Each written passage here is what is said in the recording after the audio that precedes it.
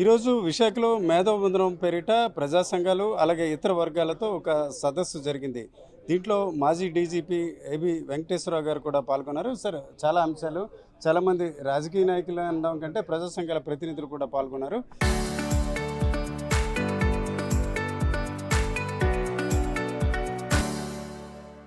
ఏ అంశాలు మీ దృష్టికి రావడం జరిగింది? ఈ ప్రభుత్వ పరంగా, ఈ ప్రభుత్వం కావచ్చు, లేకపోతే ప్రభుత్వంతో సంబంధం లేకుండా ప్రజలు ఎలాంటి అంశాలు ఎదుర్కొంటున్నట్టు మీ దృష్టికి వచ్చింది? విశాఖపట్నం గురించి మన అందరికీ తెలుసండి. ముఖ్యంగా స్టీల్ ప్లాంట్ ఇష్యూ ఉంది. అలాగే ఆంధ్ర యూనివర్సిటీ ఒక చిన్న ఇష్యూ అనుకోండి. నగరంలో కొంతమంది ఇంటి పన్నుల సమస్య రేవనెత్తారు, నగర పరిపాలన గురించి. అట్లాగే నగరం కంటే కూడా నగరం చుట్టుపక్కల విశాఖపట్నం రూరల్ మండలంలో జరుగుతున్నటువంటి భూదందాలు, 22A సమస్యలు, ఈనాం భూముల సమస్యలు, అలాగే ఉత్తరాంధ్రకు సంబంధించిన నీటిపారుదల పథకాలకు సంబంధించిన సమస్యలు, ఇవన్నీ ఉన్నాయి. ఇన్ఫ్యాక్ట్ చాలామందికి తెలియని విషయం ఏంటంటే విశాఖ పోర్టును కూడా దాన్ని కూడా బలహీనపరిచి నాశనం చేసే ప్రయత్నాలు జరుగుతున్నాయి. సో వీటన్నిటినీ ప్రజా సంఘాలతో డిస్కస్ చేసి కార్యాచరణ మన చేతుల్లోనే ఉంది. అంతేగాని ఇప్పుడున్న రాజకీయ పార్టీలు, రెండు రాజకీయ పార్టీలు కూడా రాజకీయ పార్టీల మీద, ప్రభుత్వాల మీద ఆధారపడితే కుదరదు. మనమే కొంత చొరవ తీసుకోవాలి అని చెప్పి నా అభిప్రాయంగా ప్రజలకు తెలియజేశారు. ఓకే, మీ మాటల్లో చూస్తుంటే ఒక ప్రత్యామ్నాయ రాజకీయ శక్తిని కావచ్చు, రాజకీయ పార్టీని కొంత ఏర్పాటు చేయాలనే ఒక ప్రతిపాదన కూడా జరిగినట్టు, అట్లాంటి ఆలోచన ఏమైనా ఉందా? ఆ ఆలోచన ఉన్నట్టుగా మేము ఎప్పటి నుంచోనే చెప్తున్నామండి. కొత్తగా చెప్పేదేం కాదు. దీన్ని ఒక అవకాశంగా తీసుకోవట్లేదు. దానికి అది మీకు పనికొస్తుంది అనుకుంటే ప్రత్యామ్నాయ రాజకీయ ఆలోచన ఈ సమస్యల మీద కూడా దృష్టి సారిస్తుంది. ఈ సమస్యలకు కూడా పరిష్కారాలు చెప్తుంది. మాతో అంగీకరించే వాళ్ళు, మాతో కలిసి రాదలుచుకున్న వాళ్ళని స్వాగతిస్తాం. ఓకే సార్, ఇట్లాగా చాలామంది ఐపీఎస్లు, ఐఏఎస్లు కూడా గతంలో ఇట్లా పొలిటికల్ పార్టీస్ పెట్టడం, భాస్కర్ రావు గారు కావచ్చు, పూర్ణచంద్రరావు గారు, అట్లాగే ఎందుకు కొంత ఫెయిల్ అయినట్టు అనిపిస్తుంది. అంటే మీరు అవుతారని నేను చెప్పను, ఎందుకు అట్లా జరిగింది? నెక్స్ట్ మిమ్మల్ని బేస్ చేసుకుని కొన్ని శక్తులు కూడా ఇట్లా పొలిటికల్ పార్టీకి వచ్చినప్పుడు ఎట్లాగా సర్వైవల్ అయ్యే అవకాశం? కరెక్టే, చాలామంది ప్రయత్నం చేసి పోయారు కాబట్టి, కొంతమంది మోసం చేసి కూడా పోయారు కాబట్టి ప్రజల్లో ఆ రకమైనటువంటి నిర్లిప్తత, సినిసిజం అంటారు తెలుగులో, ఏమంటారు దాన్ని, ఆ సినిసిజం, వీడొచ్చి ఏం పొడుస్తాడులే అనేటటువంటి భావన ఉండడంలో తప్పులేదు. నేను దాన్ని తప్పుపట్టను. కాకపోతే మా ప్రయత్నం మేము చేస్తాం. 100 ప్రయత్నాలు జరిగితే ఒకళ్ళు సక్సీడ్ అవుతారు. ఆ 100 మందిలో మేమే కావచ్చు, మా తర్వాత రాబోయే వాళ్ళే కావచ్చు. వచ్చిన ప్రతి కొత్త వాడిని వాడు చెప్పేది వినండి, ఆహ్వానించండి. పనికొస్తాడనుకుంటూ వాడుకోండి, లేకపోతే పక్కన పడేయండి. సరే, చాలామంది ఇట్లాగా పొలిటికల్ పార్టీ పెట్టేటప్పుడు కొన్ని పాలసీలు ఉంటాయి. మీరు అంటే ఇప్పుడు వైసీపీని విమర్శించారు, అలాగే టీడీపీలో కొన్ని విమర్శలు కూడా చేస్తున్నారు పాలసీస్ని. మరి మీకేమైనా పాలసీ అట్లాంటి ప్రతిపాదన అట్లా చేశారా? మళ్ళీ మీరు ఒక ఢిల్లీ మాదిరిగా ఆంధ్రాకి సంబంధించి ఒక కేజ్రీవాల్గా మారుతున్నారా? అట్లా అనుకోవచ్చు. కరెక్ట్. ఈ అనుమానాలు ఉండడం సహజమేనండి, ఉంటాయి. కొత్త పార్టీ అన్నప్పుడు వీడెవడరా అసలు, వీడు దేనికోసం నిలబడుతున్నాడు, ఏ విలువలకు నిలబడుతున్నాడు, ఏ ఐడియాలజీకి నిలబడుతున్నాడు అనే అనుమానాలు రావడం సహజం. అందుకనే నేను ఎక్కువగా మా పొలిటికల్ పార్టీ గురించి మాట్లాడటల్లా. నేను మాట్లాడాల్సి వచ్చినప్పుడు మా మేనిఫెస్టోని, మా ఆదర్శాలని, మా ఎజెండాని పూర్తి స్థాయిలో ప్రజల ముందు పెట్టినప్పుడే పాలిటిక్స్ గురించి మాట్లాడతాం. అది త్వరలోనే తయారవుతున్నాయి, అదే బ్యాక్గ్రౌండ్ వర్క్ చేసుకుంటున్నాం అని చెప్తాను. అంటే త్వరలో అంటే నెలలు ఎక్స్పెక్ట్ చేస్తారా? నెలలే, కొద్ది నెలల్లోనే, 1-2 నెలల్లోనే మా పూర్తి కార్యక్రమంతో ప్రజల ముందుకు వస్తాం. సరే, దీనికి సంబంధించి కాదు, ఒక ఇండస్ట్రీ పాలసీ అని ఆంధ్రప్రదేశ్లో గవర్నమెంట్ చాలా తక్కువ లో కాస్ట్కి ల్యాండ్స్ ఇవ్వడం అట్లా చేస్తుంది. నిజంగా సక్సెస్ అవుతుందా? ఉపాధి అవకాశాలు ఆ స్థాయిలో లభిస్తాయని అనుకుంటున్నారా?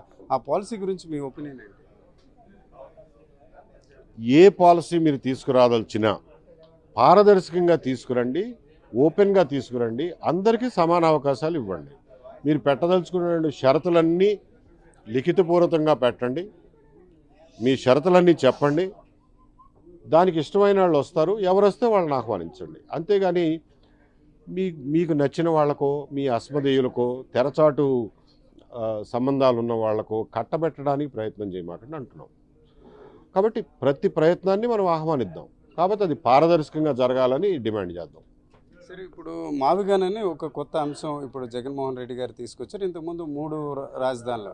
అట్లాగా ఒక డిఫరెంట్ వ్యూస్ అట్లాగా ఆయన వ్యక్తపరచడం ఎట్లా అనిపిస్తుంది? నిజంగా అది ఉపయోగం ఉందా? లేకపోతే పాత పాలసీలాగా 3 రాజధానులు కొనసాగిస్తే బెటరా? లేకపోతే కేవలం అమరావతి అన్నది బెటర్ అని మీరు అనుకుంటున్నారా? ఆయన ఒక విచ్ఛిన్నకారుడు కాబట్టి ఆయన డిస్ట్రక్షన్ గురించి ఆలోచిస్తాడు తప్ప నిర్మాణాత్మకమైన సూచనలు చేసే అలవాటు ఆయనకి ఎప్పుడూ లేదు. కాబట్టి ఆయన స్థాయిలో ఆయన ఆలోచనలు అట్లాగే ఉంటాయి. దాన్ని మనం సీరియస్గా తీసుకోవాల్సిన అవసరం లేదు. అందులో సీరియస్గా తీసుకోవాల్సిందల్లా ఏంటంటే అమరావతి ఫస్ట్ ఫేజ్ అనేది మన రాష్ట్రం మొత్తం కమిట్ అయినటువంటి ప్రాజెక్ట్. మనందరం కలిసి ఒక రోజున స్టీల్ ప్లాంట్ నాగార్జున సాగర్ కడదాము అని రాష్ట్రంలో ప్రజలందరూ అనుకున్నాక దాన్ని మళ్ళీ వెనక్కి తిరిగి పోకూడదు. అమరావతి ఫస్ట్ ఫేజ్ అన్నది మన రాష్ట్ర ప్రజలందరం ఇచ్చిన వాగ్దానం. అక్కడ రైతులకి వాగ్దానం ఇచ్చాం, మనకు మనం వాగ్దానం చేసుకున్నాం, సరే మనం ఇక్కడ రాజధాని కట్టుకుందామని. దాని వరకు ఎవ్వళ్ళు మళ్ళా అడ్డుపడకూడదు. అది నీతి కాదు, అది సమర్థనీయం కాదు. అందులో ఏదన్నా నిర్మాణంలో అవకతవకలు జరుగుతుంటే ఎత్తి చూపించండి, తప్పులేదు. అంతే తప్ప మావిగనని 3 రాజధానులని మాట మార్చే హక్కు మనకు లేదు. అలాగే మేము అదే టైంలో చెప్తున్నాం, మీరు 2వ ఫేజు 3వ ఫేజు అని వెళ్ళే హక్కు మీకు కూడా లేదు. ఫస్ట్ ఫేజ్కే పరిమితం అవ్వండి, దాన్నే త్వరగా పూర్తి చేయండి, సరిగ్గా కట్టండి, ఉపాధి అవకాశాలు కలిగేలాగా పరిశ్రమలు మిగిలిన ఇన్స్టిట్యూషన్స్ అక్కడికి తీసుకురండి అని చెప్తున్నాం. దానికే పరిమితం అవ్వాలి తప్ప నోటికి వచ్చిందల్లా మాట్లాడడం అనేది బాధ్యతాయుతమైన మనుషులు చేయాల్సిన పని కాదు. ఓకే సార్, ఆఖరిగా ఈ మేధో మదనంలో కొన్ని అంశాలు డిఫరెంట్ పీపుల్ చెప్పారు. అందులో జగన్ ప్యాలెస్గా చెప్పుకునే ఏపీ టూరిజం భవనం గురించి ఆ ప్రభుత్వం అంత పెద్ద ఎత్తున ఖర్చు చేసింది అంటున్నారు.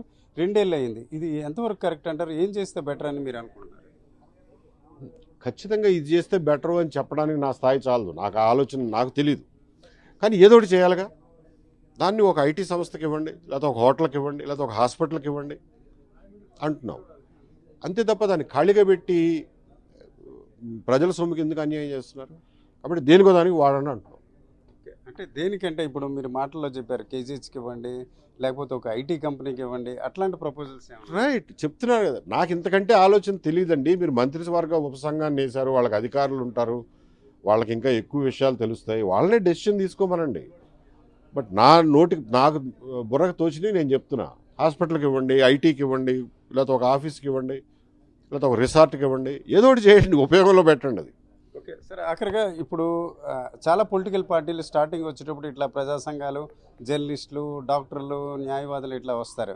వాళ్ళకి టికెట్లు ఇచ్చేటప్పుడు మళ్ళీ వాళ్ళు కనిపించరు, జెండా మోసినప్పుడు జెండా మోస్తారంటే మీరు మరి ఏం చేద్దాం అనుకుంటారు? అట్లాగే మీ వెనక తిరిగే వాళ్ళు కావచ్చు, మీ వెనకంటే మీ వెనకని కాదు, మీ పాలసీలు వెనక వచ్చే వారికి ఒక భరోసా ఇచ్చే ఆలోచన అట్లాంటిది ఏమైనా ఉందా? మేము ఏ రాజకీయం చేసినా టాప్ డౌన్ చెయ్యము, కింద నుంచే ఏ ప్రజాప్రతినిధులు కావాలో కింద నుంచి ప్రజలే ఎంచుకునేలాగా మా పాలసీస్ ఉంటాయి తప్ప మేము ఒకళ్ళకి టిక్కెట్లు ఇవ్వటం అనేది ఉండదు. So it is only a formality టిక్కెట్లు ఇవ్వటం అనేది. కాకపోతే మీరు అన్నట్టు కొత్తగా వచ్చే రాజకీయ పార్టీలు టిక్కెట్లు ఇచ్చే విషయంలో ఎవరిని నిరాశపరచవు. కాకపోతే అసలు ఈ కొత్తగా వచ్చే రాజకీయ పార్టీ 4 కాలాల పాటు నిలబడి ఉంటుందా లేదా అని ప్రజలు అనుమానపడతారు. ప్రజల్లో నమ్మకం కలిగించడం ముఖ్యం, అంతేగాని టిక్కెట్లు అనేది సమస్య కాదు. ఓకే సార్, మీకులాగే చిరంజీవి గారు కూడా ప్రజారాజ్యం పార్టీ స్టార్టింగ్లో అట్లా చెప్పారు. బట్ ఆ టికెట్ల విషయంలో తర్వాత మీకు తెలుసు కదా, అట్లాంటి పరిస్థితి ఏమైనా ఉంటుందా? అలాగా ఏమంటారు? నన్ను చిరంజీవి గారితో పోల్చి మరీ పెద్దవాడిని చేశారేమో. అంత ఎగబడతారు అని మా రాజకీయాల కోసం అంతగా ఎగబడతారు అనే అనుమానం మాకేం లేదు.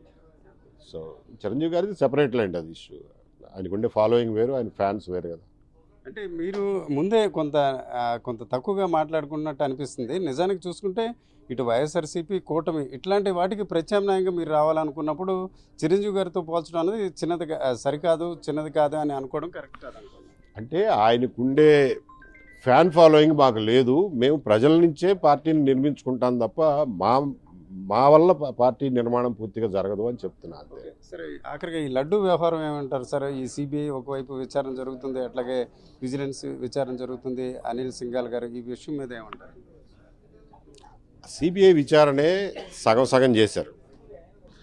విచారణ చేసిన వాళ్ళు మళ్ళీ ఇంకొక సెపరేట్ రిపోర్ట్ ఇచ్చారు గవర్నమెంట్కి, 20 పేజీల రిపోర్టు. అందులో సుబ్బారెడ్డి గారి పాత్ర గురించి రాశారు, భూమన కరుణాకర్ రెడ్డి గారి పాత్ర గురించి రాశారు, చెవిరెడ్డి గురించి రాశారు, అనిల్ సింఘాల్ పాత్ర రాశారు. రాసినప్పుడు అవన్నీ పట్టుకుని వీళ్ళు స్టేట్ గవర్నమెంట్ వాళ్ళందరినీ ముద్దాయిలుగా చేరుస్తూ వీళ్ళు కూడా ఇంప్లీడ్ అవ్వాల్సింది. అవ్వకుండా ఉండడం పొరపాటు అనేది మా ఉద్దేశం. సార్ మీరు ఉన్న టైంలో ఒక చీఫ్ పిఆర్ఓగా అట్లాగా బిఫోర్ కూడా చేశారు శ్రీహరి అని. అతన్ని రిపీటెడ్గా అరెస్టులు చేయడం ఇట్లాగా ఆయన వాళ్ళ వర్గం ఏమంటారంటే సో ఏదైతే మాట్లాడే హక్కుని హరించే ప్రయత్నం చేస్తున్నారంటారో ఆ అరెస్ట్ని ఏ రకంగా మీరు భావిస్తారో అట్లా వరుసగా కేసులు పెట్టడానికి సంబంధించి మాట్లాడే హక్కు ఉంది, నేను కూడా దాన్ని సమర్థిస్తాను. కానీ ఎవడి చేతిలోనో కత్తో గొడ్డలో పెట్టి ఫోటోలు పెట్టే హక్కు ఎవరికి లేదు. మీరు నా మీద పెట్టినా నేను మీ మీద పెట్టినా కేసు అవుతుంది. మెయిన్ స్ట్రీమ్ మీడియాలో ఎంత బాధ్యతగా వ్యవహరిస్తామో సోషల్ మీడియాలో కూడా అంతే బాధ్యత వర్తిస్తుంది, అవే చట్టాలు వర్తిస్తాయి అన్న విషయం అందరూ తెలుసుకోవాలి. అంతే తప్ప సోషల్ మీడియాలో ఏం చేసినా చెల్లిపోతుంది అనేది ఒక భ్రమ. అది తెలిసి తెలియకుండా కొంతమంది చేస్తున్నారు, అది తప్పు. దానికి పరిహారం చెల్లించాల్సి ఉంటుంది. Thank you. ఏదేమైనప్పటికీ ప్రస్తుతం రెండు పార్టీలు అంటే ఇటు కూటమి అలాగే వైఎస్ఆర్సీపీకి సంబంధించిన అంశాలపై కొంత ప్రజల్లో అసంతృప్తి ఉన్నట్టు ఒక భావం ఉంది. ఈ దశలో త్వరలోనే ఒక కొత్త పార్టీ నెలల రోజుల వ్యవధిలోనే పెడతానని ఏబి వెంకటేశ్వరరావు చెప్తున్నారు. కెమెరా పర్సన్ తిరుపతితో రామచంద్రరావు, RTV, విశాఖపట్నం.